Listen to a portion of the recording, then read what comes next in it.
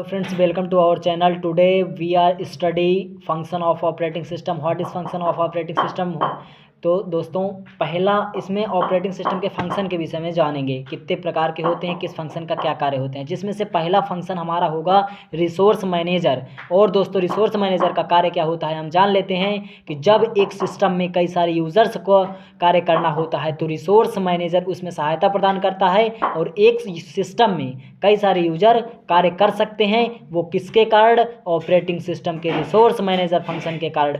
ठीक है दोस्तों, इसके बाद हमारा सेकेंड आता है, second function process management. Process management क्या होता है?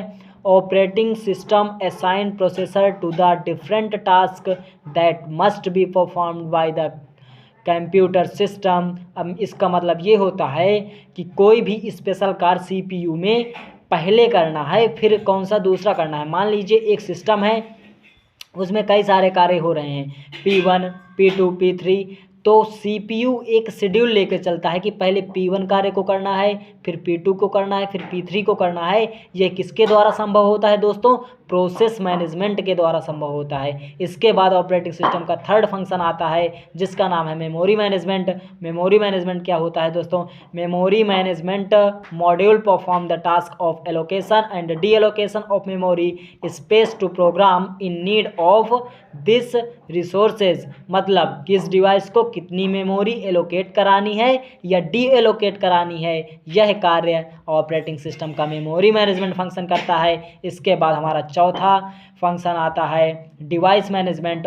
यह क्या होता है? Operating system performs the task of allocation and deallocation of the device. Device management का यह कार्य होता है। इसके बाद आता है file management. Operating system manage all the file related activities such as organization, storage, retrieval, naming, sharing and protection of files।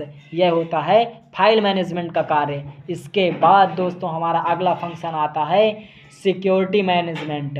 It helps in implementary mechanism that secure and protect the computer system internally as well as externally. मतलब जिस प्रकार computer को externally सुरक्षित रखा जा सकता है, उसी प्रकार हम इंटरनली में कंप्यूटर को सुरक्षित रखने के लिए सिक्योरिटी मैनेजमेंट का प्रयोग करते हैं। इसमें मतलब दोस्तों हम अपना मोबाइल में जैसे हम अपना पैटर्न लगा देते हैं, ये सिक्योरिटी मैनेजमेंट ऑपरेटिंग सिस्टम का एक फंक्शन होता है जिसके द्वारा हम ये सब कर पाते हैं। ठीक है, अगला आता है हमारा जॉब शेड्यूलिंग। जॉब शेड्यूलिंग क्या होता है?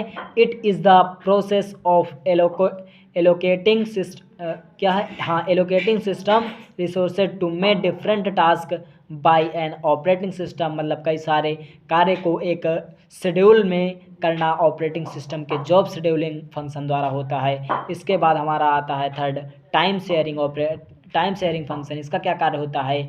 इट